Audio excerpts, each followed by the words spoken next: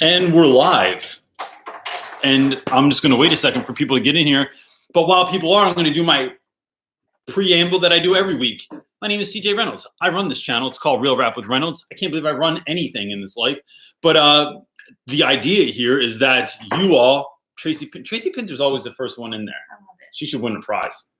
Huh. So I think, I like that you did a like you agreed with that, because usually you go, babe, you're always saying crazy stuff like that. And then we end up sending stickers to China. So the idea here goes everybody jumping in there, is that you all have heard this before, but for those of you that haven't, the idea here is that Mondays can feel daunting, and Sundays can feel even worse because it's, Sunday and you're freaking out because you have, 3 weeks left, 4 weeks left till winter break. Some madness like that. Fine. Some of you are getting ready to finish school. I know, like, dudes in Australia are getting ready to finish at the end of December. Are they done? I feel like something like that. So I don't know if you want to duck or not, but I'm going to show everybody. We just made it because we went and got a Christmas tree today, and then that Christmas tree. Well, we let the kids pick it out. Yes. Oh, it was the kids. I switched. Yep. It was how big? Like, 12 feet. 12 and a half feet. I have 10-foot ceilings. That means we took a lot of it off. And now, here it is. And what we're noticing is there's this large kind of indentation. Looks like it got hit by a car on the way home. You have to turn that towards the window. See, the thing is, we put it in front of the window too. So if you turn it, it just turns in front of the window. And that's for the neighbors to see. Oh, well, they didn't pay for it. I like that we have plywood in the back. We have plywood everywhere to keep our dog trapped in. Thought we were done with baby gate, so we got rid of him. So anyway, that is what's going on. I'm actually hot now from cutting that thing. I know. We borrowed a Sawzall, and then the thing died on me, and I had to use a regular. Because I did my makeup today. Who said that? Jess Prescott. She's not hiding. Oh. No, did you say because you did your makeup today? Yeah. Usually Sundays I look like a terrible hot mess. Are you feeling good today? Yeah, better. You look very pretty today. Thank you. So I see everybody on here. I'm just saying hello to everybody. Steve and Jamie and Hale Teach and Amir and Johnny. And I always feel like if I stop there, then I'm going to stop on all of them. Leah Pratt, we follow her on Instagram now. I know. She likes my sweater. Thanks. Oh. Nobody likes my sweatshirt that I've worn 1,000 times before. Do we have anything else to announce before I talk about Teachers Connect? Anything going on? No. All right. So I'll remind people of the other stuff in a minute. But and then want to give something away today? No, because I don't know how to do it. It's not really. I don't know how to. Maybe we'll just figure it out. No. Okay. You don't. So you don't want me to give anything away to people? No. All right. So I should just get into questions. Yes. All right. Maybe Next if you think of a way to get. Next week We're going to start giving stuff away. We have this ridiculous idea to give stuff away for the holidays. It's not anything exciting because, we dream on a budget. But we just thought it would be fun and ridiculous. So I have a bunch of ridiculous stuff that I use. Where's my new thing? Is that around? My pointer. This is real scripted right now, right? But I made this new thing. And I like everything gold for some reason. I don't know. Because I feel like if Prince was a teacher, he would have everything in gold too. So I made this. Look at this pointer. You did not make this. Well, so I painted it and just listen. Don't ruin it. It's funnier if I. But look, I just think if kids are sleeping in class, you can just point them, or you could just say, "Can I have just one moment, please, before you start talking to me?" There's 1,000 ridiculous things that you could do with this, and it looks like Mickey Mouse's finger, but it kind of looks like you're sticking the middle finger up. Sometimes it throws me off. It doesn't look like it looks nothing like I'm sticking. Like this way. It throws me off. I mean, but that would be kind of funny because someone would be mad and they'd be like, "Oh my God, can you believe you had that?" And it's like, dude, what are you talking about? It's pointer finger. And then they would feel dumb. That would be even funnier. So anyway, let's talk about Teachers Connect. I'll talk about Teachers Connect. You sit over there hidden in the cut. Yes. Teachers Connect, right? So let's talk about this. They started, I don't know, in January last year or something like that. And it's a website. And the idea is for folks to be able to go on and to be able to leave questions and answer questions. I saw somebody on there today that runs bake classes. And I never thought of that. I always thought of classroom teacher, traditional teachers. But then that just kind of opened up my mind to I guess if you're a teaching stuff, like it's a good place. Like learning how to convey information in a way that people want to like consume it is the same probably for all teachers. So I just thought that that was fascinating. And so Teachers Connect, you can go on, it's completely for free. It's just for educators, and you leave a question or you leave a post or you answer someone else's post. And the thing I think that's the most interesting about this is when I am, not just when I'm bored, but like when I'm just sitting around at night, if my wife's watching a show that I'm not particularly interested in, a lot of times I'll search things like hashtag teacher problems on Instagram or on Twitter or on Facebook. And then I go on and then I look for people that posted that they had a terrible day or that something went wrong or they had an observation that didn't go well. And they just kind of like put it onto the Twitterverse and nobody answered it. And then I like going in and like not just leaving an answer, but I like doing like a quick video to them because I just think that goes over more. So it's a super fun thing to be able to do, but now Teachers Connect kind of gives you that space to be able to do that. And so somebody on Teachers Connect, I like that I brought this piece of paper over and I didn't even write her name, but I remember it. Jessica, who had no answers to her post yet. So if you want to go on there, it's right on the first page on Teachers Connect. You can answer, like speak to this for her. But she was saying how she had her first observation and kind of how it went and things she could have done better. And I just remember that feeling of like the first time I got observed. I remember it was a dude that sat in the back of my room, didn't know anything about me. He had a sheet that he was checking things off. And I remember I walked to the back of the room and I saw his computer because I was like trying to grab something from my desk real quick. And he was shopping on Amazon as he was giving me my observation. He wasn't even paying attention. So I was like, dude, is that like for real? And so nowadays, I think if someone observes me, my department head, Miss List, comes in and observes me, I don't know, pretty regularly.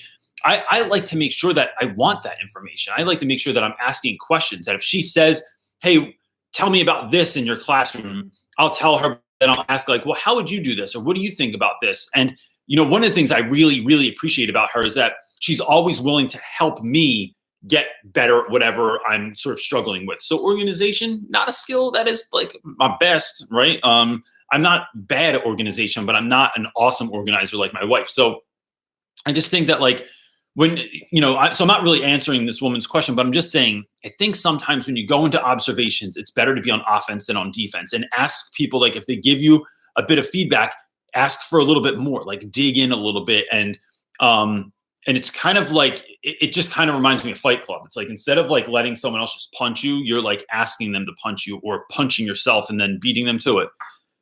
Maybe that's a good observation move too. Punching yourself in the face. So want to jump into these questions? All right, let's jump in because we always run out of time. So let's try and get through a bunch of these. Michael Silva is saying, hey, Ronaldo. Actually, I have a lot of students that call me that. How many major assessments do you typically hit in a marking period? I do a major test once every 5 weeks. That's the final for the book. But I also do, depending on the book, I either do a quiz. So start Merchant of Venice. I'll do a quiz at the end of every act. Sometimes with other books, like when we read Lord of the Flies, for instance, after that, I'll do a quiz every week, maybe every 2 weeks to just check for understanding, make sure that, like we're doing study guides for a reason. It's so that you can do so you can know what the heck's going on in the book also. And then you can do well on the quiz as well. And then kind of scale it from there. And then the quiz leads to the test. So that's kind of what that looks like. And then I do vocab test every single Friday. But otherwise, the big tests are only once every 5 weeks because that's how long I plan out for it to take me to do any book. Hale's teacher saying, any advice for making an impact on an interview tomorrow? I would say, yeah, I think when I'm a part of interviews, I always really like when people do their homework about the school that they're coming to. So look up things that you like. Do they have a website? Do they have a newsletter that they put out? Do they have, if you go to their school and you get there a little bit early, our school has like a coffee table in the front and we have copies of the school newspaper on it. And so you can read through that and see if you get a sense of like, oh, they have a computer program, or, oh, this looks really important, or they lost someone, or they, won the championship in football. Just going in and saying like, hey, by the way, like, congratulations on this accomplishment, or, being mindful of like what they are particularly good at or what they're trying to get started. And then maybe there's something you fit into and you say, hey, I really have an interest in robotics also, or, I saw on your website that you guys were like, didn't have a poetry teacher this year. I'm also fluid in being able to teach that subject. So I think what you're doing is getting ready to interview them and asking them more questions about their particular institution, and also maybe figuring out other places where you can fit in, because you don't ever just teach. Like there's always other things you get involved in, because that's like fun. So I would just be mindful of that as well. Ready? I'm gonna drink some coffee while I'm at it, because you know what? Let me just share this.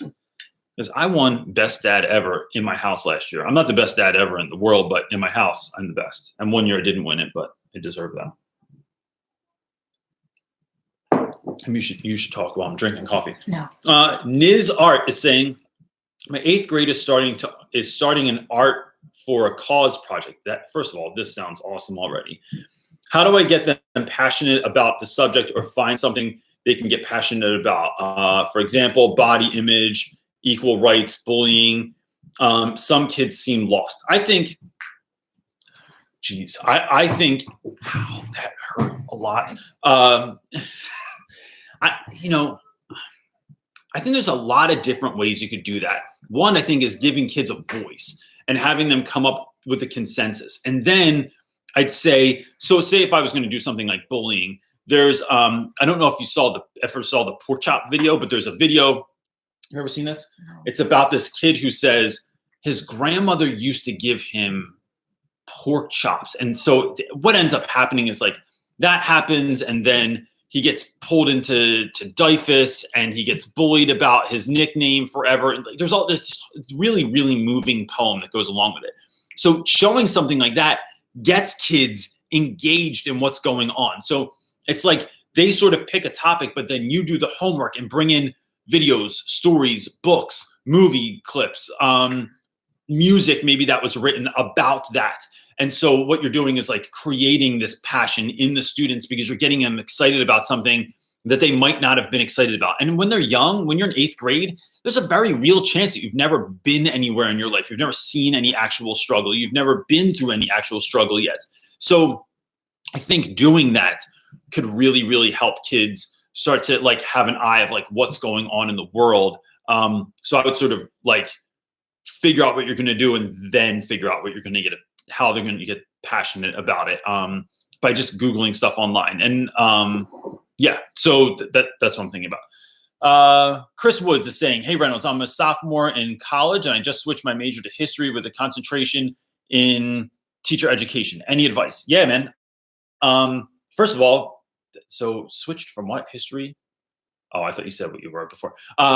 Chris, I would say start. I always just say start teaching now, and figuring out like, I would say who is getting excited about education in school. I hope I can still be heard, because it looks like we're in a winter storm. Yeah. So I think surrounding yourself with people that are like-minded, that are excited about this, that are challenging this, and then being prepared. I think one of the best things to do when you start at a school is like, I think a lot of new teachers have a tendency to feel like they're going to bring some new fire that no one ever brought before. And my guess is most teachers were pretty excited when they started, and then they just got burnt out. So instead of going in and looking like you're going to dominate, and I'm projecting here, of course, like I'm not saying you would ever do this. I don't know what kind of person you are, but going in and looking for like remembering that other people have expertise and to listen to what they're saying. And then I would just consume as much other content as I could. Like I think Rafe Esquith's books are the greatest. That dude is awesome. And there's a handful of other teacher books that I think are interesting too. I think the sound is fine is what I'm getting. So yeah. And then I would just start teaching. Find somewhere to tutor. Go on Craigslist, put in that you're a tutor. You can make, $30 an hour, something like that, tutoring some kid from a local neighborhood. And that starts getting you in touch with students.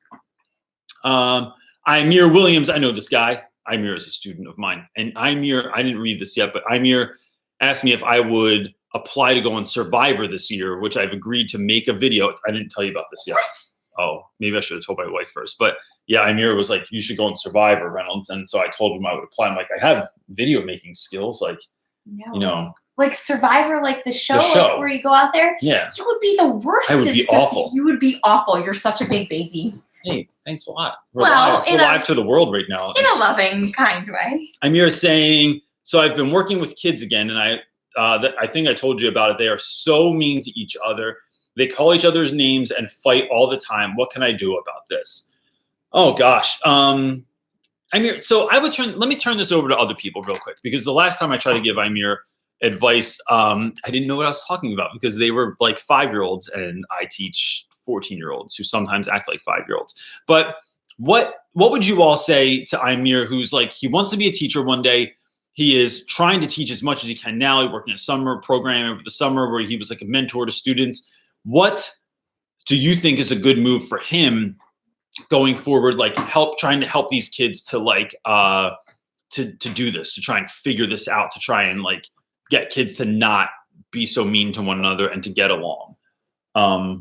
You have another question for me? So that's going to be my ask. Amir, keep an eye on the comments, because I'm going to try and get some help your way from folks that are teaching kids that are in a similar age to what you're teaching. And Amir, if you could also say, how old are the students that you're teaching, and like how many kids are in your care at a time? Brina Hoffman, I like your hair color, Brina Hoffman. Future teacher here. I want my future classroom to be a safe space. How do you handle bullying? Same kind of question. Whether you see it or a student confides in you, how do you help without overstepping or making it worse?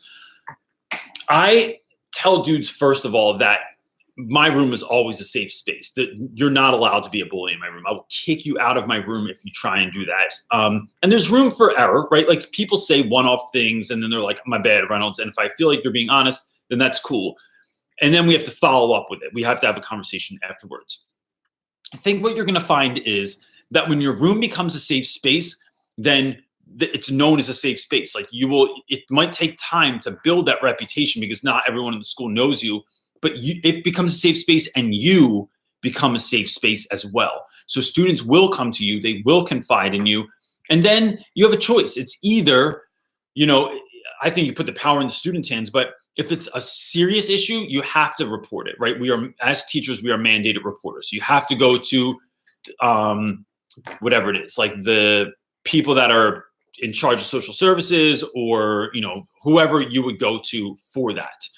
The other thing that you're going to do is ask the student what they want to do. Like, do you think this is a big deal? Do you want me to help you confront someone? Do you want me to do like peer mediation with you? That could be really interesting too. Maybe starting a peer mediation group at your school. We started this year.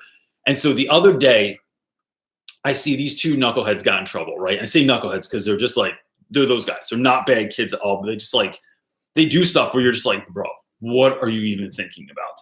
So they go into this conference room and they come out and there's an older student with them. And I was like, bro, this kid, Jacob. And I'm like, Jacob, would you just like peer mediate that situation? And he was like, yeah.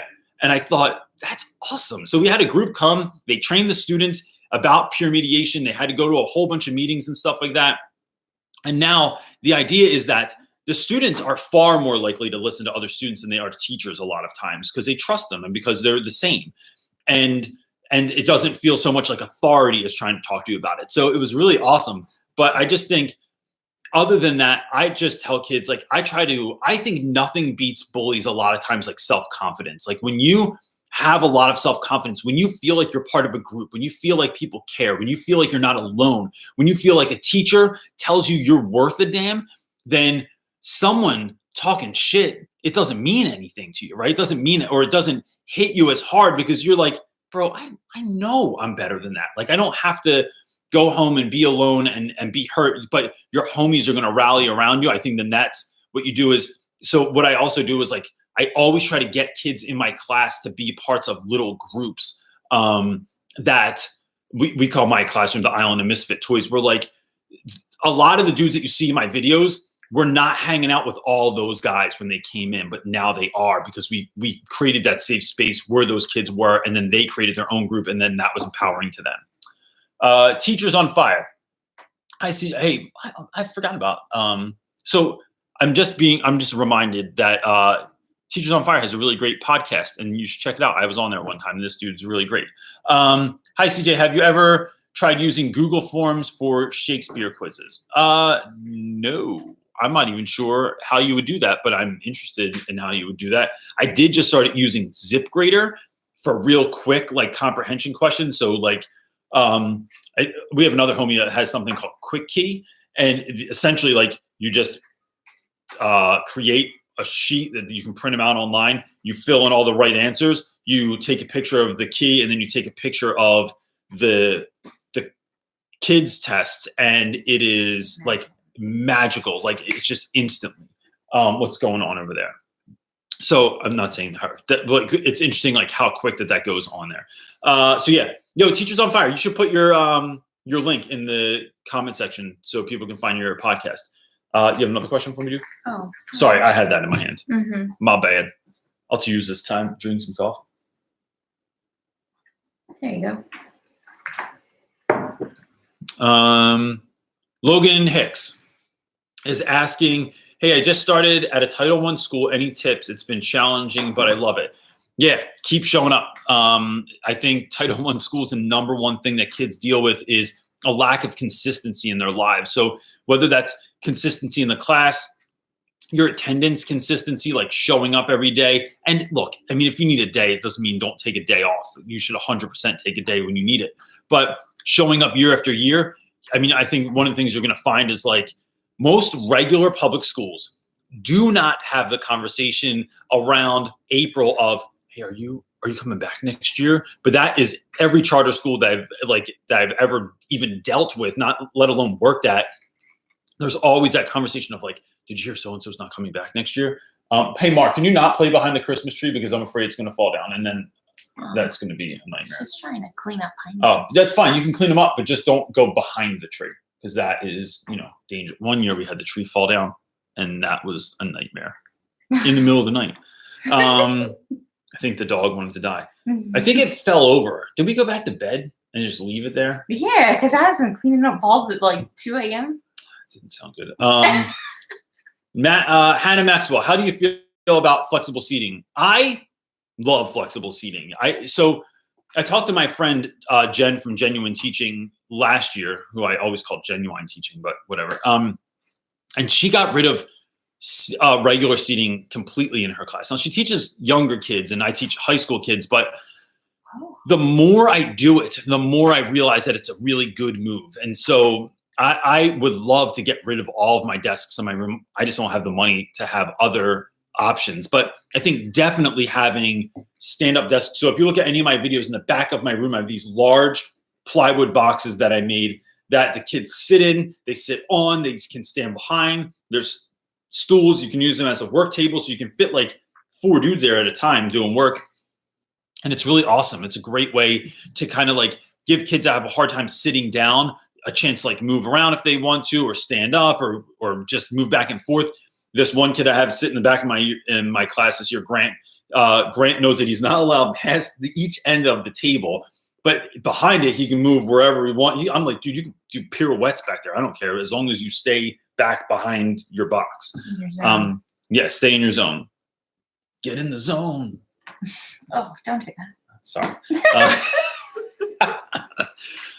Kristen Rainey is saying, how do you deal with the class that is super chatty? They are the highest learners, but it seems like they don't pay attention. They're kids that I love talking to because they're so fun. But then when it's time to teach, they just don't want to listen. And it seems they are so chatty during class. I think kids that have gotten along pretty well without having to work super hard are the kids that are always the chattiest. And so I think giving them more difficult work, maybe giving them timed amounts or like set amounts of time for each activity so they know that like this train's moving on. Like, now that you're good at something doesn't mean you have the whole period to do it. So like maybe you're good at reading, maybe you're good at answering questions, maybe you're good at coming up with answers. Now, how quick can we get you to come up with something on the fly? Because, when you're in a real conversation with someone, when you're in a real argument with someone, you got to be able to come up with that stuff fast and then support your point and then listen to what they're saying and then come back to it. So I think some stuff like that, treating it a bit more like a higher level class, could really work with that as well. And then stopping them sometimes and saying, I need everyone to stop. I realize that like you're feeling comfortable enough to feel like you can talk, but it's making me feel like you don't care, or like that it's like this isn't important what we're going over. And I'm telling you that it is. And so showing them why that's important and just noting it. Like, can we note how loud it is in here right now? Like, this cannot be like this. And then maybe build in time at the end of class. Like, look, if we can get through this, I'll give you the last 5 minutes to just chill if you think you can handle that. It's not for everyone. But like, that could be a fun way to kind of do it too. I build in that incentive at the end. Never, ever, ever in the beginning. Always at the end. Made that mistake before where I was like, oh, you guys had a long day. How about I just give you the first 5 minutes to chill, and then trying to rein them back in after that? That's like when you go to Chick-fil-A, always have your kids eat first, then they go to the playland. Never playland first because you're not getting them back. Plus, they're all filled with germs because that place is disgusting probably. Miss D is asking, do you take work home either to grade or to plan? I always do, but some of my colleagues say that they don't. Wondering if I'm doing something wrong. I teach science grades 7, 8, and 9. That's a lot of grades. I would say this, Miss D, I don't typically take work home with me anymore. And the reason for that, though, is because I've just done this for so long that I don't need to. Like, I could literally show up tomorrow if there was a challenge and it was like, show up tomorrow and teach something. I could do it. I could get through an entire period off of thinking about something like on my walk into the school. But again, that's just because I've been doing it for a long time. I know that when I do plan, my lessons are better. They're more cohesive. They are more thoughtful. I think one of the ways teachers go wrong is that teachers like will make up a lesson, and then 10 years later, they're teaching that same exact lesson. And I think that's a bad move. I think your students change from year to year, and they have different interests. There's different types of kids that come into your class. There's different learning differences that you're going to have. So your class should always be sort of like shape shifting a little bit, right? Doesn't mean you can still teach, whatever book, whatever lesson, whatever math problems you're going to teach, but teaching algebra might look a little bit different this year because you have a lot of visual learners. Or this year you have kids that are like, you have more kids that don't speak English as a first language. So you're going to shift your lesson a little bit too. So I just think that you're always changing stuff. You got rid of that question already, didn't you? No, I didn't. So Oh wait, you the did. prior one? Yeah. I just wanted to make here. sure I said everything I needed to say about it. Um, So, and because I do YouTube now also, like I do a lot of YouTube at night, and then I want to make sure I build in time with my kids too. So my planning looks like typically an hour on a Sunday, but no more than that. So you're not doing anything wrong. I just think that shows your commitment also. And so it's like, yeah, I think you keep at it and don't let anyone else make you feel like you're doing something wrong. You're doing something right because you're caring about kids, you're caring about your classes, and you're putting that work in. Just be mindful of teacher burnout. And I think that's as easy as like playing your lessons on Sunday morning, go out and have fun for the rest of the day on Sunday. Make sure you're kicking it and doing something fun. What was the next one, dude? That one? Mm-hmm. All right. Nizar is saying, any advice on parent-teacher conferences too? At my school, parents sign up for 10-minute meetings. I'm scared I'll run out of things to talk about. Nope, you'll never run out of things to talk about. This is why. You turn it around onto parents. And so I made 2 videos on this on my channel. I forget what the second one was called, but the first one was called, what was it called? It was like tips on dealing with parent-teacher conferences, I think, or something like that. So I just think if you turn the question onto parents, hey, I've been noticing this behavior in my room. I'm wondering if you deal with the same thing at home and what you could give me, like what works for you at home. Or I'm noticing this in class, like he doesn't do his homework, he has a hard time paying attention, he can't sit still, whatever it is. What has worked what teachers in the past have really figured out a way to work well with this style of learning. And so what you're doing is like you're actually asking for advice from the parents instead of just giving them information, and then always coming up with the next move. So like, okay, let's say this, going forward, this is what we're going to do. This is what we're thinking about.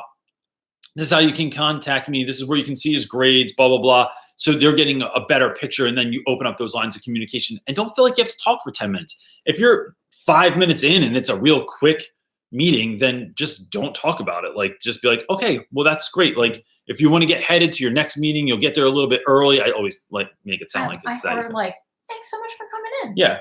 Just cut it off. Yeah. Or just like try and get a sense of like who they are, what they're about, where they've been, like what is their kid interested in? Like, I just think that that's a really fun thing to do as well, because it just gives you more intel on the student. Liza? Yeah, she said sorry. She said it's okay. Oh, she already knew. Yeah. I already love you because you said that. But as a student, how can you feel motivated about school? I think look, for guys that don't get it, I let them know school's kind of a game right now, right? Like, you need to reverse engineer whatever you want to do in your life, right? And so that sounds a little Gary Vee-ish, but in reality, like, my wife and I, let me lay it out for you like this. I'm not going to tell them the whole thing. No. But I'm not going to tell. I'm just saying, like, I don't want to tell people like what our goals are in our life, everything. But I have a sense. Not even 5 years. Some of them 2 years.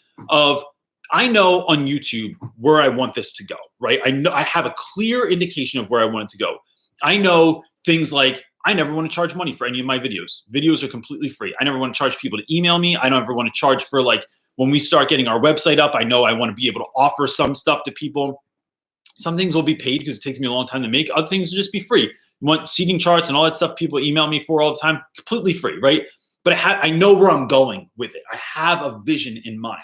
I know where I want to live. I know where I want to vacation. I know where I want my kids to go to school. I know what I want out of my relationship with my wife. I know we plan things like what dates we're going on in a month to make sure that actually happens, because we work so much. The reason I think that's important to you is that if you get a sense as close as you can for what you want in your life, what kind of job you might want, who you want to be able to take care of, where you want to be able to go, where you want to travel, what the opportunities that you want to be able to have for yourself or for your family in the future. When you can reverse engineer that, and you realize that high school is actually a part of that plan, that you can't get there, right? So if you want to be a doctor, you have to do well in high school. I know that college is not the answer for everyone. I wanted to be a teacher, so I had to go to college. There's no other way for me to do this job unless I go to college. So I think the way to get excited about it is to realize that it is a stepping stone to the next thing, and then you absolutely crush it. You were like, Jocko Willink talked about this in a video one time where he's like, I just looked at it like it was a mission. And this is, Jocko Willink is the most decorated Navy SEAL of all time. He's like, I even had pencils lined up in the front of my desk, perfectly sharpened, and I would be ready to write notes. And if one of those points broke, bam, another pencil right there, kept going. And I love that sensibility, because you're taking ownership for it. It's not, high school is not something that happens to you. It happens for you. You take advantage of it, and then you can get to the place that you want to get in the future. And I think that's how I would get motivated about it. Just Tracy Pinder's comment is wonderful. Tracy Pinder is saying, Reynolds, Amazing Race is more your style, I think. Absolutely. You guys are really doubting me, I think. I gotta say, don't like it at all. No, I think Amazing Race would be awesome. It would be amazing. You would be, I don't know if you and I could do Amazing Race. What if I did Amazing Race with Tracy Pinter? Can I have another question? I know. I'm trying to find one. There's slots.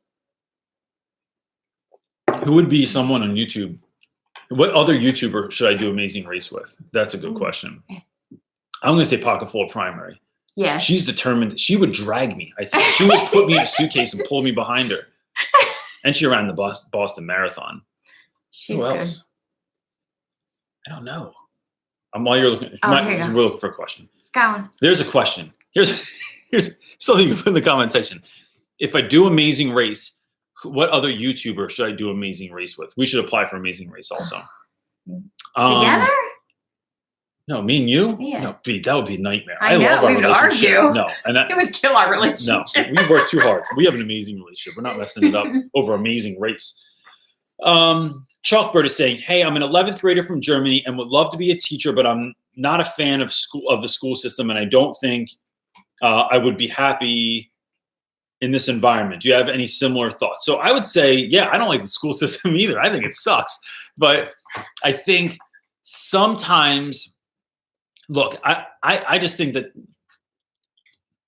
you could be mindful of that, right? At the age that you're at, what is another way you could affect change in young people? Or why do you want to be a teacher? What is the change that you want to make or see happen in the world? And then figure out if there's an alternative route to making that change. For me, so even the neighborhood that we live in, right? And this isn't a diss to anybody that lives in the neighborhood I live in. I don't know, 12 years ago, 13 years ago, something like that, we were talking with friends and we decided that we wanted to live in a neighborhood where we could be good neighbors. And this is going somewhere. I'm telling this story for a reason. I've never talked about this on YouTube before. We decided to move into a neighborhood that we felt like needed good neighbors. That's it. We weren't better than anyone else. We weren't trying to be the shining, white hope in a neighborhood or something like that. But instead of moving into like a really tough neighborhood, which is where I wanted to live, we went one step out, right? And we decided to bridge the gap. Our neighborhood is historically racist. It is mostly white community, which is funny now because our whole block is very, very diverse. All the people we hang with are like extremely diverse, which is just kind of funny because our neighborhood 20 years ago, that wouldn't have happened. And then we're one step out of where I used to work in Camden, New Jersey. And so the idea there was to just immerse ourselves in the community, to become a part of the community, to start community gardens, to be a part of the school board, I'm going to assistant coach basketball this year, even though if my life depended on it, I could not make a free throw. I am like the Charlie Brown of basketball. And so sometimes I think it's worth thinking about to immerse yourself in the thing that you don't like the most to be the change that you want to see, right? Like, who said that? Mother Teresa, be the change you want to see in the world, or Gandhi, or I don't know, it's kind of interchangeable. But I think that's just it's worth thinking about. Kimberly W., how do you feel about pop-in observations from principals? And have you thought about giving away Real Rap with Reynolds stuff like shirts and things like that? So we have, so let me answer that first because I think it's interesting and I've been working on it a lot. We have a website coming out. The website has taken a lot more work than I ever thought it would. And it's my good friend, Joe Chavez, who has a company called Brand Spark that you can check out if you're wanting to get a website started. So he is working with us. We're building it out, but there's a lot of stuff like to write. There's a lot of decisions to make on it and form and like how you want it designed and stuff like that. And it looks so good, but we've been trying to think of that first. And then we are going to sell stuff like everything from hands on a stick that I've had in videos to the bubble ones, the golden microphones that I make, to maybe these little golden things. You can clean your ears out with them, to lesson plans, unit plans, handouts will be made available. A lot of that stuff will be free. And then like Reynolds swag also. So like shirts and stuff like that too. But like that's in the works now. Like as we speak, we have meetings every Saturday and Sunday morning, the wife and I. So, and then how do I feel about pop-in observations from principals? I don't love them, but here's how I get around that. If someone ever asks if they can observe, or if in the beginning of the year, one of the biggest pieces of advice I give to new teachers is make sure you're observing other people's classes. I ask for people to come to my class, right? This is how I get over it. So when they go, if someone recommends this, I'll stop and say, hey, just so everyone knows, anybody's available in my class at any time. You do not have to let me know ahead of time. You can just pop in. Usually 10 minutes gives you a feel of what my class is like, so you don't have to feel like you have to stay the whole time, but I'd be more than happy to have you. Now I get so we do a lot of public or private fundraising at our school. I get every fundraiser that comes through. I get every newspaper that comes through. I get everybody from anywhere that comes through our school all come to my room.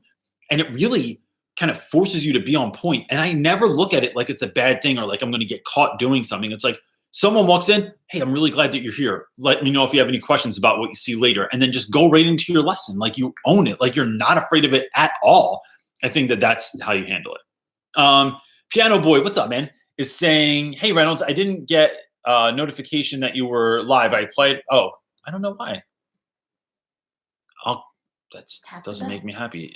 So for everybody, if you hit the little bell where is it, in the bottom right of the feed, it will let you know whenever a video goes live or a video goes up and stuff like that. So anyway, I applied for my first teaching job and we'll be doing an interview soon.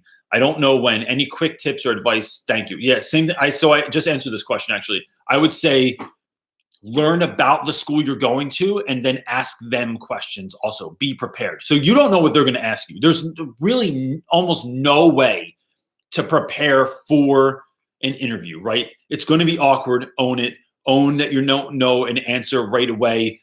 But I would say two things. One, learn about the school you're going to. And two, I would handwrite a thank you card to the school when you're done. Even if you have the worst handwriting in the world, I would type it, but I would like to type it on a typewriter.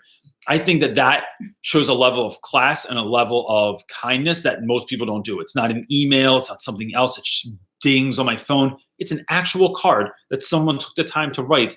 And I love giving. Every single person I meet at any conference gets a handwritten card from me, as long as I have your address. And I just think that's a great touch. Amron Namith is saying, I think I know that name from before.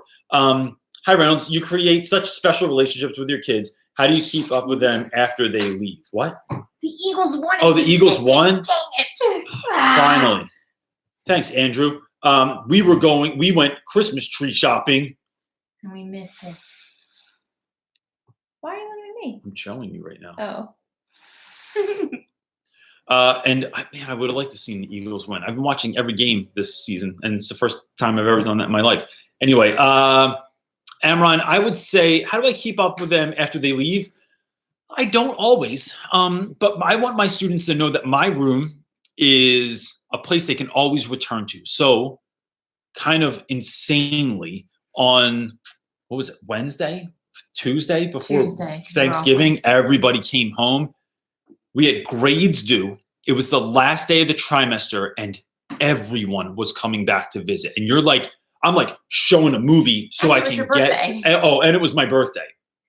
People were coming in, people were singing to me, people were wishing me happy birthday all day. I'm trying to show a movie to kids. I'm trying to keep everyone cool because right before the holidays, kids that especially kids that have a lot going on at home, where they're not sure if they're getting Thanksgiving dinner, they're not sure where they're eating it, they're not sure if their family's going to be around, they're not sure if their dad's going to be around, they're not sure, maybe somebody got locked up recently, maybe somebody died recently. There's a lot of emotional turmoil. So to keep things cool, I cheat and I just show a movie or TV show or give a test. But it was madness and all these dudes were coming back and everybody wanted to talk. So that's one opportunity, is to just say, hey, my room's always open. I hope you come back and visit. I think social media is a great way. I only follow students after they graduate. So I don't follow them on Instagram or Facebook or anything like that until after they graduate. And then that's a really easy way to keep up with kids also. Just lets you stay in the loop of what's going on. Oh, I'm slacking. I'm sorry. Are you slacking? I know. Babe, I've told you this before. I can't keep telling you. Oh, here's another one. Right. About. Stop it. You get one more turn. See, this thing's great. Have you? Oh, same guy. I think. Person. Amron Namith. I'm not sure if that. Gosh, I'm gonna put my foot in my mouth right now. Have you had kids that you had great relationships while you taught them, and then after they left the school, it went cold? How do you feel? Sure. That's fine. Look, I think especially as high school teachers, where we have I think grade school teachers typically don't get to have the depth of relationships because those students don't always need it because the kids don't know that they need it yet. Now, you could have a really great relationship with a student that goes deep because they were having trouble at home and you were able to forge some bond or for whatever reason. But when you leave 5th grade and you go to 6th grade, or you leave grade school and you go to the middle school, you don't have the means to go back to your elementary school and go see your teacher all the time, right? But in high school, you see those kids during very formative years, and then they go off to college, and it's a little bit easier to keep up, or they have a car, or they can get back to the school, or whatever. You always do that. So I think that, I've had a number of students that's happened with, but I'll tell you this. I have also had students that I lost touch with years ago that every once in a while they post something about me on Instagram. They'll text me out of the blue. They'll tell somebody else who will get the information to me that like that something I said one time was super powerful in their lives. And here's the thing, man. Like, I think as teachers, we say and do stuff all the time that is like plants a seed in a kid that they don't even realize yet until they're older. Or you say something that either hurts someone's feelings really bad that you thought was a one-off, not a big deal kind of a thing, or you say something that was super empowering to someone and you had zero idea that you even did it. So I think that's all worth keeping in mind. And, you know, you let those kids go. Like, it's like, I don't know. I can't really think of another. I'm trying to think of a metaphor for something that you grow and then you let it go. Like if you nestled a baby bird at your house that you rescued from a bush. You're really stretching. Move I am on. stretching. All right. So, yeah, it can hurt sometimes, but I think you just wish them well. And I just literally will close my eyes sometimes when I pray. And then I just like literally like picture like light going their way or love going their way. And I know that got real woo-woo all of a sudden, but you know, that's what we do every once in a while. It's not a question. Oh, it's such a lovely comment. No. That one? That one. Audrey Nowak is saying, hi, Reynolds. I haven't commented before, but I want to thank you for doing this. I have been teaching 28 years and have recommended you to many teachers, especially new teachers. You are the best. Thank you very much. I really deeply appreciate that. Like, I think the best thing anyone could do is to just pass this on and let other people know that it's a resource. And so while I'm saying that, let me say this also. We have started a closed Facebook group that if you go on Facebook and you just search Real Rap with Reynolds Teacher Talk, there's a closed Facebook group, and it's for anyone in education. You could be a college student in education. You could be an administrator. You could be in social work, but you work in a school. You could be a teacher, whatever it is. You could be wanting to be a teacher. You get in there and you can ask questions. We just felt like it was a really private place for people to be able to ask questions. And plus it lets all of you that are having conversations in the comments here, like take it a step further. You don't need this to happen to be able to further that. And I like that. I'm seeing people like post questions this week and they have like 10 responses, like long, thoughtful replies from other people. And I just love it because teaching can be such a lonely occupation sometimes where you're embarrassed or you're not sure what to ask. And that's part of the reason behind this live feed too, is for all of you to be able to ask things and get advice and talk to one another and ask me questions. But now there's this other kind of centralized location. So if anyone's interested, you can go in there. It will never cost you any money. It will always be free. Not that I think I could charge for that anyway, but like, I want you to know that that's where it's coming out of a space of like, folks asked for it. One of my homies like recommended it and then we created it and there it is now. And then also if anyone needs it, right? This isn't like me doing an infomercial or trying to sell something here, but if you need it, we are offering now. We're not both doing it, but I'm offering mentoring, one-on-one mentoring where we will go a little bit deeper or a lot deeper into your teaching, into what's kind of motivating you on how you can make your lessons better, on how you can like really, we can dig in and talk about your students or your toxic teachers or what were we saying? What's holding you back? Yeah, like what's holding you back from being the greatest teacher you ever wanted to be. And those are by appointment. So you just shoot me an email, let me know that you're interested in mentoring, and then I will send it to you. We are charging for that, but we're trying to make it something that people can. So this is why, because it's taking more time away from my family. But I love this stuff so much. I love connecting with people on that level. But there's different points for so there's everybody. like different, it doesn't all cost the same. You can enter in as you wish. And then so shoot me an email. I'll let you know kind of what that looks like. You let me know what works and then we figure that out. So if you're in China, Germany, Turkey, Australia, like if I need to be up at 4:00 in the morning so that you're on your lunch break and we can have a conversation, I will 100% make sure that happens because that's like how important I think all this stuff is. And so for anybody who sent an email, we're working on the last step. Yeah. So for anyone that did send an email already, we got a whole bunch of them. We're trying to figure out a way, this last step on like how to actually schedule people. And so you can know when your appointment is and stuff like that. Yeah. Best. And this is new. So we're like learning so that we can do this for you. So just so you know, that's the gig. I'm losing my voice. This is Chris Woods is saying, I currently bring a group of friends, most of them are education majors too, once per month to volunteer at Habitat for Humanity. this be a good thing to try to do with my class or teams? Good for character, 100%. This is why. Excuse me. I think anything outside of school and students being together forges bonds that classrooms cannot do, right? I don't know what it is. I can't explain it exactly. But for instance, last year, there was a guy, if anyone has a chance to check him out on YouTube, his name is Mac Primo, Macpremo. Mac Primo is an artist, but he also makes commercials and stuff like that. He's won a bunch of Emmys. He's done commercials for everyone from Ford that have been, I'm pretty sure he's done Super Bowl commercials. But he also creates art too, like weird pieces of art.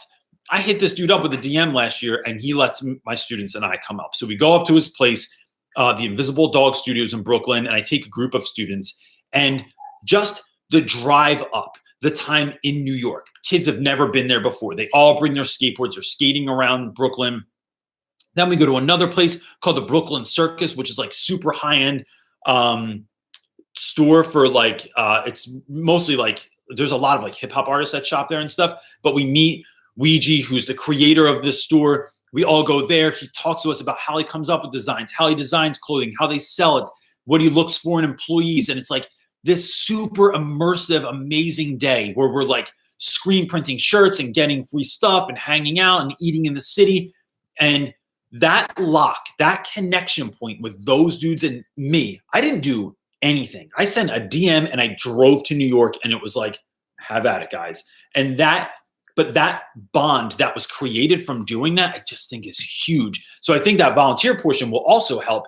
But anytime you can get your students outside of the class to have a good experience, especially in smaller groups, it is character building, it's relationship building, it's letting kids know that they have actual homies that they have actual experiences with. It's the best. Oh snap! What just happened? You're sending yourself a super chat? No, I don't even know how super chats work. I don't know what that was. Oh, stink. Man, now it disappeared. Now I'm going to finish my coffee. Sorry. Oh, you're really... We're on fire tonight with You're things. writing stuff. You shouldn't be. I was accident. What was the last question we just did? Volunteering. Students Habitat for Humanity. Hold on. This is my apology. I hit a button and it messed everything up. And now we're waiting. Now your wife is mad. Now my wife's mad. She's going to lose her charger again because she's shooting off the table every time we do it. But we did get a Christmas tree. It's still looking flat over there, and it's a little bit crooked. All right. Answer that one until I find where we were. Okay, we'll figure out where we were, and then we'll pick up from there. But for right now, Just Incredible Studios is saying, hey, Reynolds, I'm in the process of becoming a substitute. Do you have any advice on making connections with students and making an impression on teachers so they'll hire or call me again? Yeah, just keep showing up. I think that being a substitute is incredibly difficult, but not in a way that I would say you shouldn't do it. People I know that have found success, even people that have commented on here that found success in substituting, I think is because they just kept showing up all the time. And so you go on, you are there for a day and you realize that you cannot connect with students, and that's fine. You just keep trying. I think you spend more time in the hallway. You spend time saying hello, goodbye, what's up, whatever. The more kids see you, this is even for regular teachers, the more they see you, the more comfortable they'll feel. And we know this because if you ever went to a friend's house when you were a kid, right? Most of my friends had moms that stayed home or were there when I was there as a kid. And so I always felt comfortable with their moms. But when their dads came home, it was always kind of awkward, or like, dude, this is kind of weird. Like, this dude's never in your house. And it gets awkward. And I think the same can happen with teachers, that the more they see you, the more they know you. And that's the connection point right there. So that's what I would do, is just keep going back. And schools will call you if they have a good experience with you. And if you show up and if you do what's asked, they'll just keep calling you because it's easy, because here's someone we can finally trust to sub here. Howard's art class is saying, hey, Reynolds, I'm having trouble staying consistent with classroom management or having the kids take advantage of my kindness in certain classes. Any tips on staying consistent? I would say one of the things that I do is I stop class and tell kids, like, look, I don't like how this is going because I don't think it benefits you, right? And sometimes I make it about me and I tell them that hurts my feelings, or I tell them that I'm feeling dissed. But most of the time it's like what I'm trying to get across is like, everything we do in here is for you. It's like that Bryan Adams song. Everything I do it for you. And then maybe play that song in class. I don't really know. But I think that helps sometimes. I think the other part about being consistent is scaling. Start with, if someone had zero ability to control a class, my first thing I would say is no matter what's going on, be at your door every single day, look kids in the eye and shake their hand and say what's up, or high five, or whatever you want to do, crazy handshakes and stuff like that. My guys keep doing snaps lately like this, but it snaps when you do it, and I can't do it because I tell them I'm too old. So whatever it is, that is, you're meeting them as soon as they come in. They're not coming in under the radar. Then start class the same. Like I start class the same almost every single day, which is either a vocab assignment or a journal writing assignment. So you know what to expect when they come in. And so then you just take those two things and you win, right? Maybe just shake hands for like a week. And then the next week you pick one other thing you're going to do, right? One other thing. There's one kid that you have to pull out of class and talk to. There's one kid you need to like eat lunch with. There's one kid that is trying to put up a front and not talk to you, and you want to push that a little bit. But having actual goals and then scaling them over time really, really helps, because otherwise it's like, so I was watching the Spider-Man Miles Morales movie is coming out, and Peter Parker is telling Miles Morales, and if you don't know who that is, it doesn't matter. He says, you can't think of it as saving the world. You have to think of it as saving one person at a time. And so I think you rig the game to win. You come up with one tactic, one thing you're going to work on, and then the next week, one more thing, and then one more thing, and then one more thing, and then just keep going, and then that's how you get better at it. That one? Mm-hmm. Hannah Maxwell. Some people have really nice profile pictures. Mm-hmm. Like that looks like a professionally made picture. And Maxwell is my new cousin's name. She was just born yesterday. So good work with, I don't know if she was named after you, but you could think that. So Hannah's asking, I'm about to start student teaching, and although I'm going to teach for elementary, I was wondering if you have any tips for student teaching. What if mine or my mentor's teaching styles don't mesh? So that's a real thing. And I think, there's so many commonalities between all teachers that like, it's, I appreciate you even asking that. I think immersing yourself is huge, right? So what I would do is I would get there as early as I can every day, and I would stay as late as I can. That shows commitment, and it's going to let you in on secrets that do not exist during the hours of operation, right? So if you work at a store, right, and you get there before the customers come in and stay till after they leave, you get a different sense of what that store looks like, of how it operates, of how like the manager is after hours or before hours or whatever. It just gives you a better sense of what's going on. I think that also trying to get involved in things outside of the classroom, whether it's, extra duty, like somebody doesn't want to do, like find out. So two things. One is if there's a play going on, if there's coaching that's needed, whatever it is, get involved in those things, the things that you're excited about. And then I would also say, ask willingly to do the things nobody else wants to do. No one likes bus duty. I'll do bus duty every day. And it'll be awesome. We'll make it awesome. No one wants to do extra late parent pickup. I got it. I'll do it. I'll sign up right now. I'll do it every single day. It's going to be awesome. I'm just warning you. It's going to be awesome. And then just because you're going to bring a fire and a love for the job that like maybe some teachers just don't have anymore. And you're kind of giving them a break for those couple months that they're there. So that's what I would do. Kenya Johnson is saying, I just got my first job at a middle school as a middle school science teacher. Congratulations. That is awesome. My first year, I will be working under an experienced teacher. Any tips on how to build positive relationships with that teacher? This is similar to the question I just got. I think a way to build positive relationships is, one, noting that they know more than you do, right? Like from the jump, never trying to come off like you know more. Now you might have ideas, you might have things you want to try, but it's like I think sometimes it's about respecting the experience that somebody else has and knowing that that's a real thing. Like even if they've kind of lost their fire, even if they're kind of mean to the kids anymore, like realizing that they just know more than you do. And that could inform your practice. I think also getting to know them. So saying like, hey, I'm really glad that, we'll be working together. Maybe we could go out for dinner one night, talk about it, and I'd love to just hear your story on like how you got into teaching. What's your biggest success you've ever had? What's your biggest struggle that you've ever had? What do you think has changed in the last 20 years since you've been teaching, or whatever it is? And making it about them so that you get more of a feel of who they are outside of the classroom, I think wins every time. And like everything else, that's where you really build relationships. That's where you really forge those bonds. And the better relationship or bond you have with them, the better off you are. Jules G is saying, made it. Oh, all right. She made it. Jules is saying, well, that could be a dude's name also. Not really sure. But Jules, I'm glad that you're here. In Beijing for the semester, doing student teaching in January. Awesome, man. In Beijing, that is incredible. You should check out my friend Nayara. What's Nayara's? Nayara for music? Yeah. Music Nayara? Nayara Music. Music. She's on here also, and she teaches in China as well.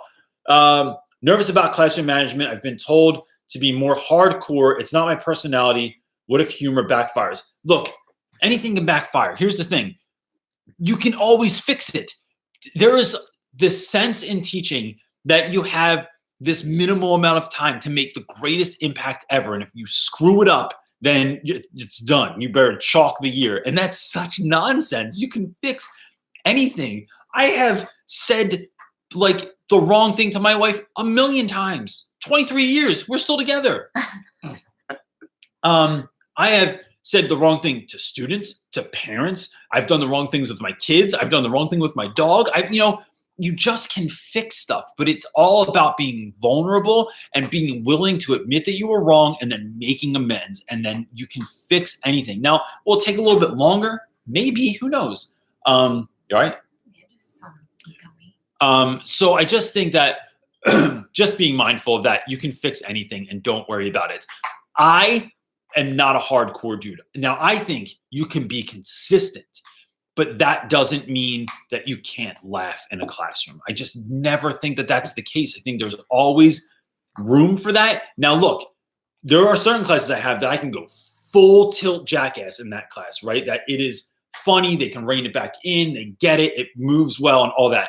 And there's other classes that are sort of like, I don't know, it's like trying to train kittens. And there's a lot of kittens that don't want to stay in the basket, in the cage, and not cage, that's not a really good metaphor for school, but like they're just a little bit more wiry. Like when you play with an older, more mature dog, we'll say, they can just fall back in line afterwards. You play with a puppy, that thing is going to be jumping around for years after that. So being mindful of that, but I think be yourself. And if it doesn't go well, just change, just keep pivoting.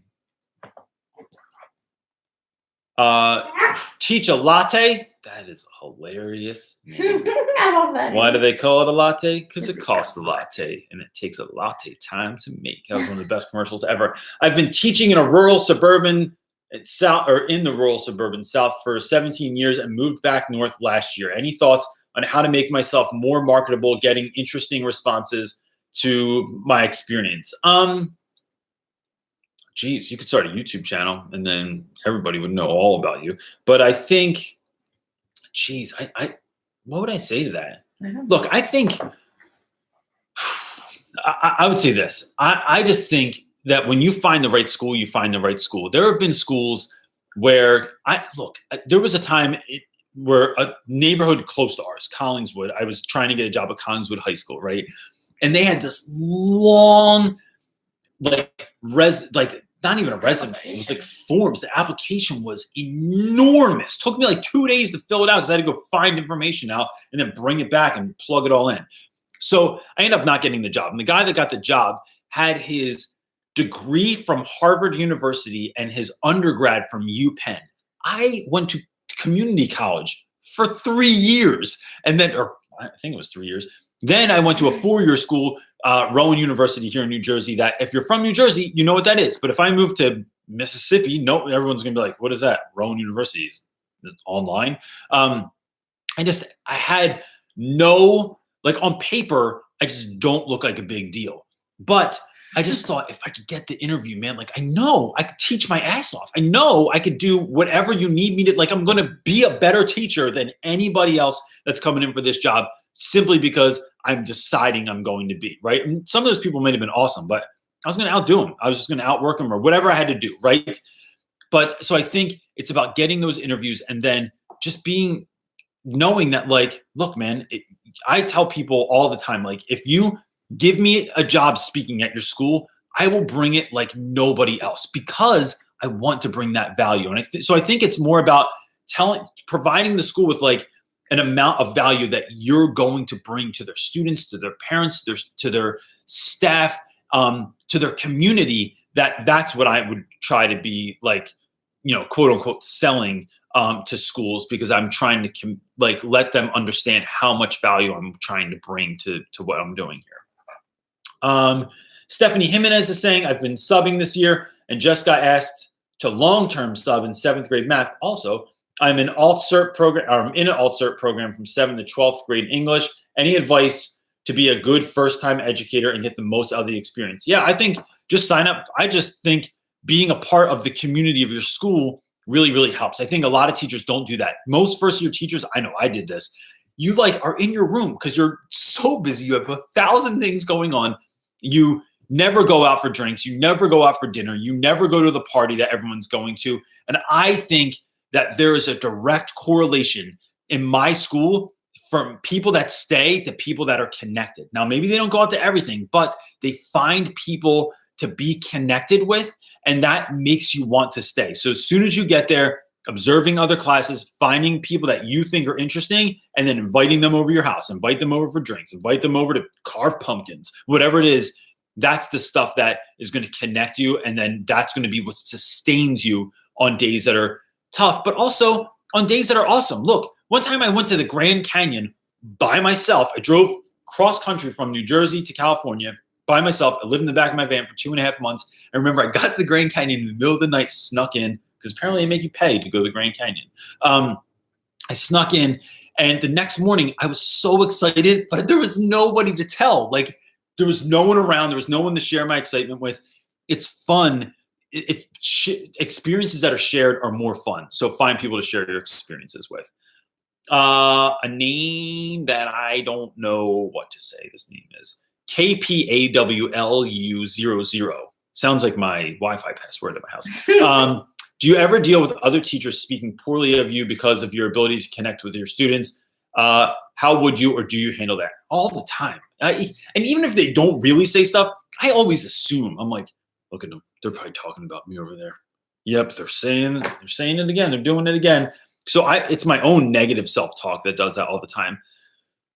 I think one of the ways I deal with that is trying to bring people in. I think if folks do that, a lot of times they're jealous of what's going on. And I know that, I guess that because I know I'm jealous. If I see someone really connect with students or with a student I couldn't get through, I get a little bit jealous over that. So I think finding ways to bring other people into the awesomeness you're doing. So whenever I have a really great speaker coming in, right, I have some awesome people lined up I haven't had anyone this year. I haven't been able to get anybody in. But after the new year, I have some really fantastic people that I'm trying to hook up with. And my plan is to do it after school from now on. So I'm no longer going to try to have speakers come in during the class. It's all going to happen after school. So school's done at like 2:55, 2:50, something like that. And then having folks come in from like 3 to 4 and then inviting certain students in and then inviting staff into that too. Because some of these people are kind of like in Philly anyway, are kind of a big deal. And so like I have a dude that's trying to hook me up with the old DJ from Diggable Planets, which is one of my favorite hip hop groups of all time. So like I know a bunch of old heads in my school that would be stoked, or parents that would even be stoked that like the DJ from Diggable Planets is coming into my school. So if I can make that happen, I open it up to everyone to allow everyone to be a part of the awesomeness. If you're eating lunch with students and it's really going great, you should find someone that you think is having a hard time with you and be like, hey, like we never get to hang out, like, but I eat lunch with the students every day. Maybe you should come in and hang out with us one day, like on Wednesday. I think they would really enjoy that. And then you're bringing them into your awesomeness, and then they can't talk shit because they're a part of it.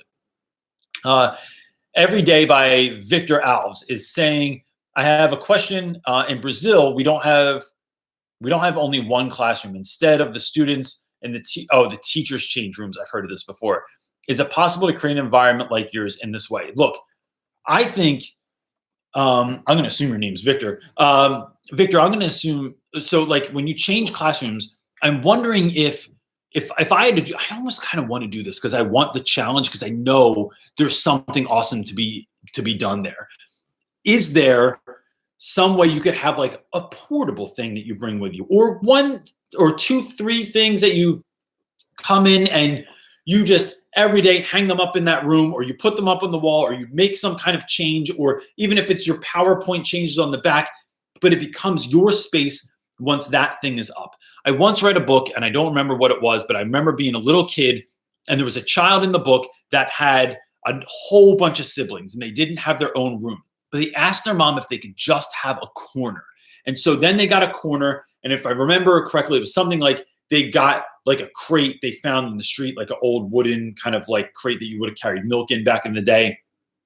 Put that in there. They put like a piece of fabric over it. They made some pictures and put them on the wall. And they made this like little chill spot, but it was just in the corner. And then I think all of their siblings got like jealous and they wanted corners now also. But is there space in all those classrooms where you could have a wall, a corner, a section, like a door, something that you could make it your own and then make it the most awesome thing ever? I often think if I had a cart, like if I was one of these teachers that was stuck on a cart looking like I was like working on an airplane, I would have the most pimped out cart ever. It would have lights, music. It would have like jokes. It would blow bubbles as I walked down the hallway. I mean, it would be an experience for people to walk by me. And I just think that that is what I would do, is like take whatever you can get and then just make it the most awesome thing ever. Even if they give you a closet, when you open that closet, that shit is amazing looking. Like there's lights inside. It's like a surprise confetti comes out, whatever it is. That's what I would try to do.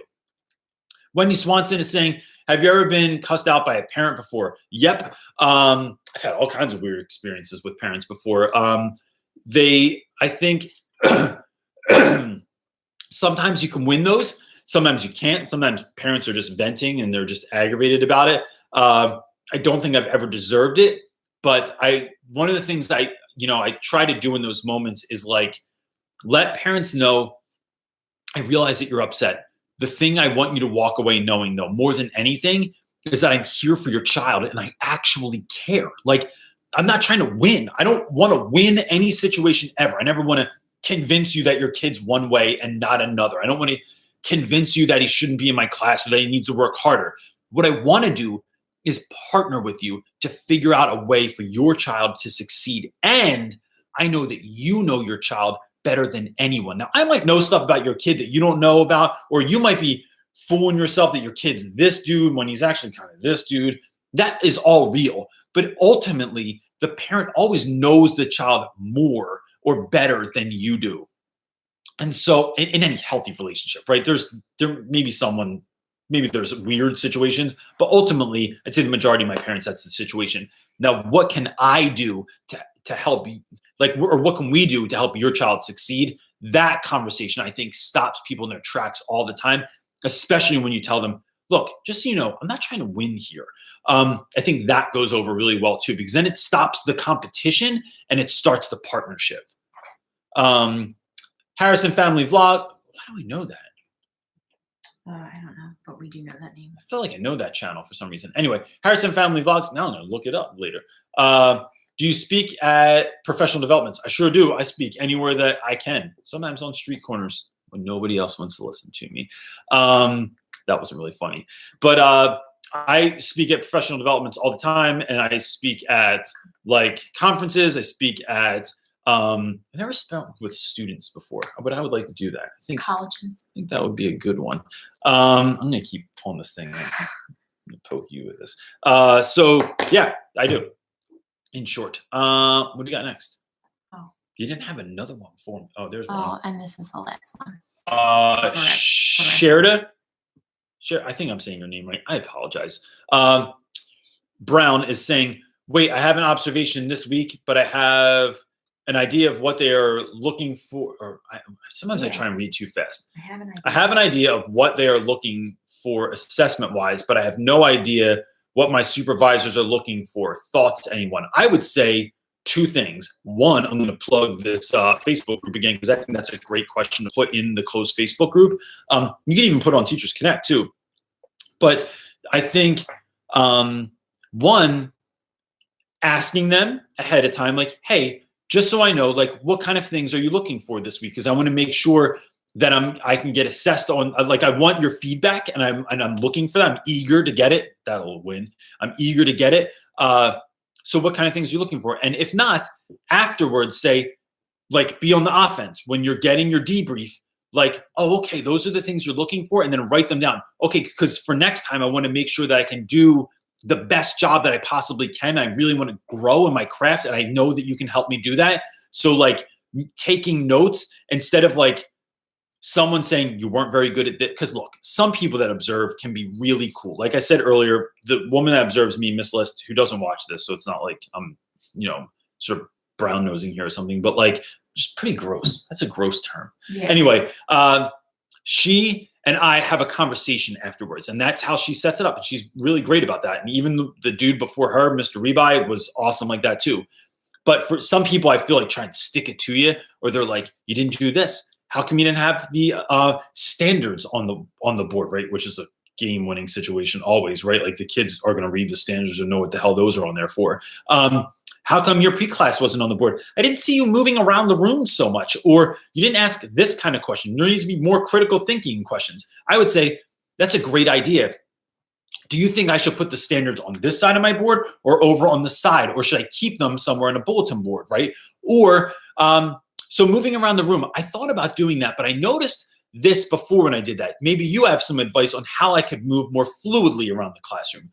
So what you're doing is taking their piece of advice to the next level and kind of pushing it back on them so you can get some real advice. It's not just like a one-off where they're just throwing things back at you, but you're actually like asking for more feedback, right? And I just think that wins every single time, because you're showing that you want the advice. And you do. It's not like just some tactic to like show them you're not afraid, but you're like actually asking for feedback. I think most of us don't want feedback, right? It's scary, or you don't think someone knows anything, but like welcoming that in is going to help you out tremendously. So look, is that it?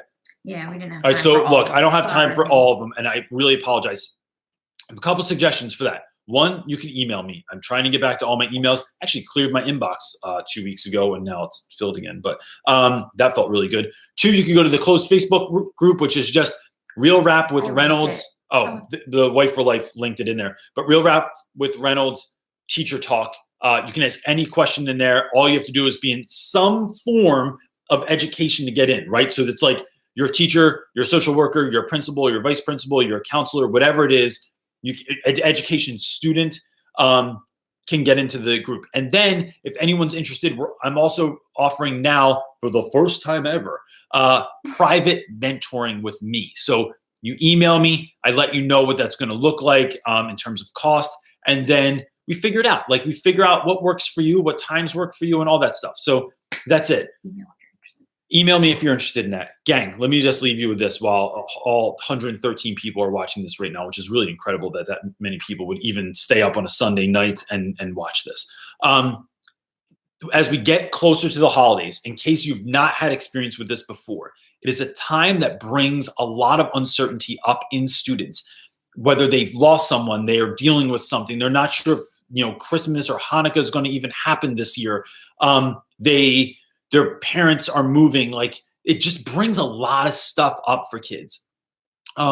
Be mindful of that going forward, right? And just I think learning to just remind yourself to be gentle with students really helps. And then reverse engineering the month, right? So for those of you that are planning out, like, what is this month going to look like to a T, as close as you can get it, just really helps you kind of like work towards it. And then be excited. Do not show up on the first day of winter break like, oh my God, we finally made it. we made it. You want to make it and have energy to enjoy your break also, because the break goes by very, very quickly. So that's just my bit of advice. Gang, you're the best. And I love that you're on here every week. And I love that you're sharing. And I love that you're sharing with people and that you're helping people out and that you're a part of this kind of movement of folks that are not sitting quietly alone at home on Sunday nights, beating themselves up or being terrified about the next morning. There's My client. Barry Boza calling you, my wife's client, on a Sunday night. And that's it. And if nothing else, just remember the Eagles won, and it's the mid-season finale for Walking Dead tonight. So we got that to look forward to. All right, everybody. Hope you have the greatest week ever. Peace. And awkward ending, because I always forget that I got to hit that. And look how red my face is. I look like I've been drinking. Lights. Bam.